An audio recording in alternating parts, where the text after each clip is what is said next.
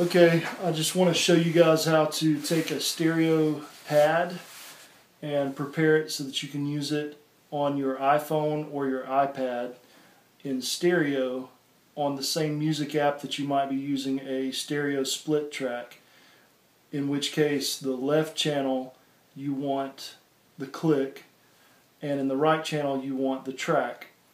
If you go from that track to another track and it's just a regular stereo pad file, you're going to get the pad in the left and in the right channels. So you're going to get it coming out of your click monitor channel as well as your track channel.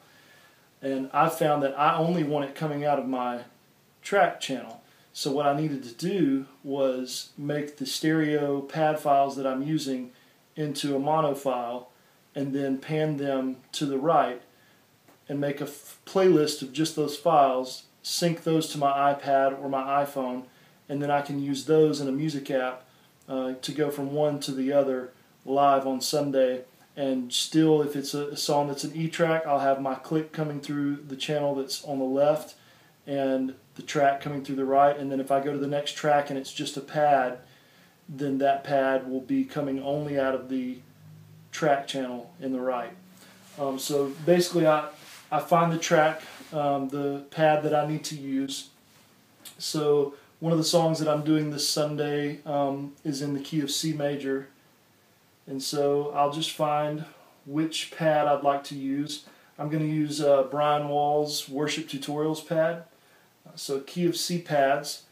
Go to iTunes, go to your preferences, go to import settings under general. And here where it says setting, change this to custom and make sure that channels is set to mono. And then click OK, OK, OK. Then come and right click the track, the pad, create an MP3 version. This is going to re-import it into your music library but as a mono file. Once it's finished converting, you're just going to go to the track, the pad. You're going to rename it Key of C Pads Mono. Before you go to GarageBand and import this file and then export it, it'll be good to make sure that you go ahead and change your preferences back in iTunes, because when you import the finished file in GarageBand, you want it to import as a stereo file. So go back to Import Settings, Setting, change from Custom back to Higher Quality. Click OK. OK. Now you're going to open GarageBand. I've just done this in the key of E, so that's why this track is here, but just imagine I'm going to delete this track in a moment.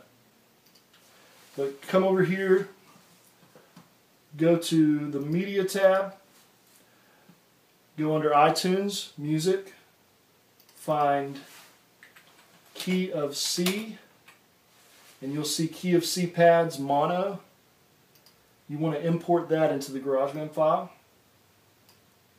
And once this finishes importing, then I can delete the E track because I don't need this. I'm just doing this for the key of C now. So delete that track. Now I have the key of C pads, the whole 20-minute track in GarageBand, and it's in mono. And to make sure that it's in mono, you'll see only one waveform. And when I click play, you'll see just 1 meter here, one large instead of 2 small green meters. And you'll actually hear it in mono. Okay, so that's in mono. I want it in the right track, in the right side, so just pan it right. Now it's coming out of only my right channel. So that's where I want it. Then all you need to do is share this file. Share song to iTunes. I'm going to title it Key of C Pads Artist Worship Tutorials.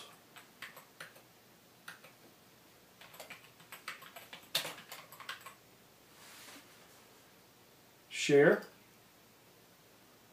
It's going to take a moment to load it up, but basically what it's going to do is dump it down to iTunes, in which the left track will be silent. So that's going to be on your click channel, so you won't have anything coming through there. And on your right channel, you're going to have the pad. Now, if you wanted to, you could actually do this custom every week, and on the left track, you could put a click in whatever tempo the song is going to be that you're going to use a key of C pad or whatever key song that is. And you could make one for each song. If you don't have like a full E track and you just wanted to click with a pad, you just come in and put one track with it panned to the left, make your click there in the correct tempo, put your pad in the right, export that. But this is just, I'm keeping it simple. I'm just occasionally using an E track, and then the rest of the time just using pads. Okay, you can see it's shared the song to iTunes. It's here as key of C pads. I always convert my file to an MP3, so right click, create MP3 version,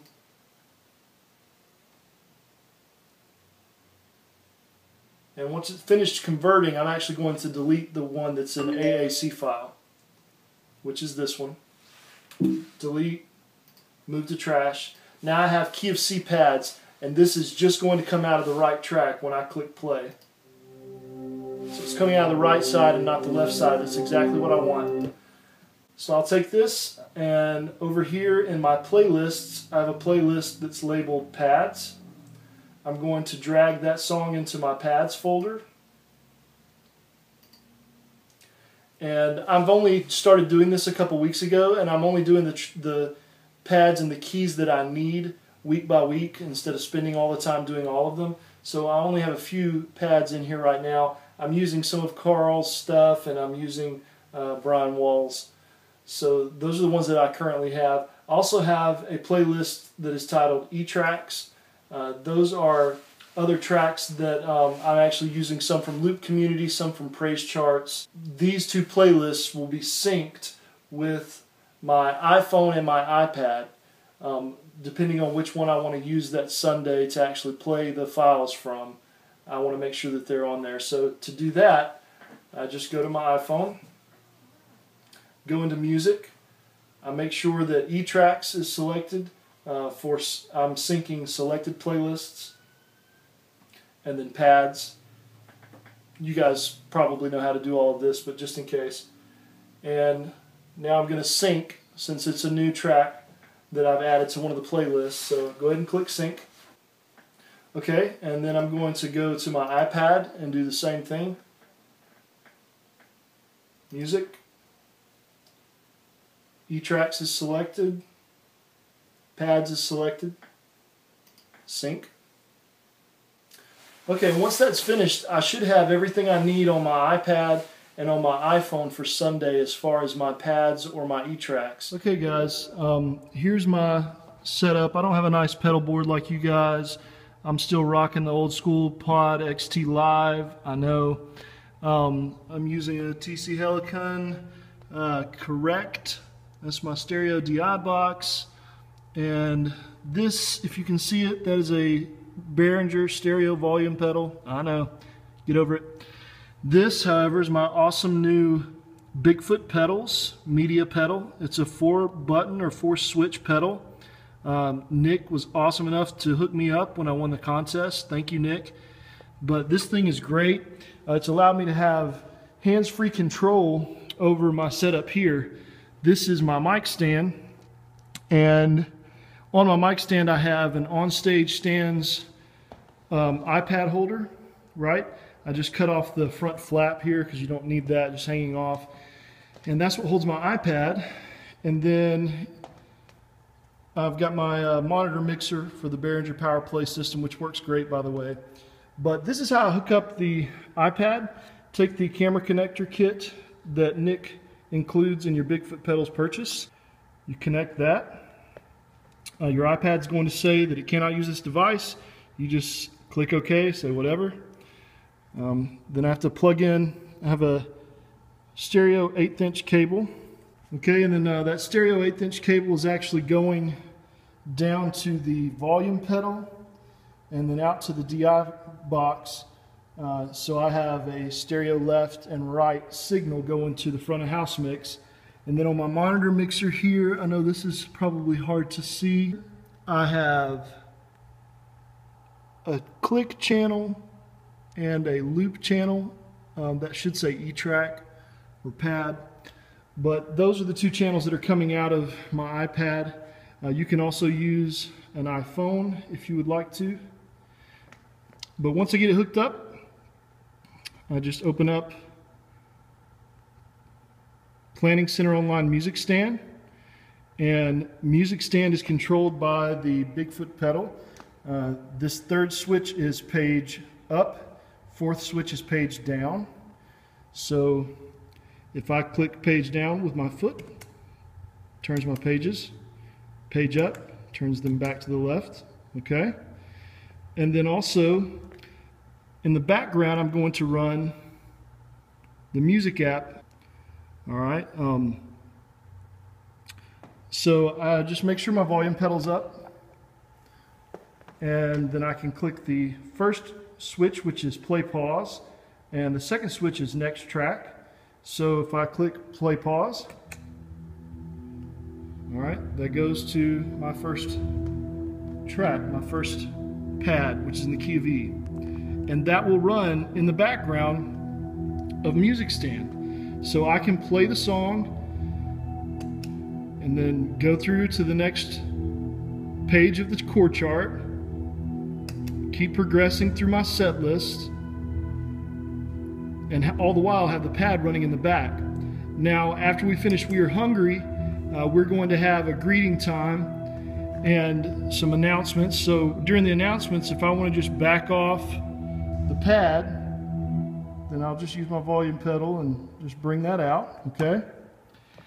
And then say we're ready after the prayer for the third song, which is Your Great Name, and we're actually using an E-track for that. I can go ahead with my foot switch, go to the next page, which is Your Great Name, and then I can click next. Okay, so I hit the E-track with the BigFoot pedal, got my music stand here, both being controlled by my feet. These are my Shure E2s, they work really well for me. You can hear the click coming through them, barely. But in the house, it's just the pad. And it works great. Thank you so much, Nick. I hope this has been helpful to you guys. I don't know if I just pushed something I wasn't supposed to, but thank you. I hope that this can help some of you guys that are trying to figure out how to use pads live in worship, but also use tracks. And you don't want to use tracks the whole time, but you don't want the pad coming out of both sides of your ears when you're using just a pad. So if you got any questions, just let me know. Thanks.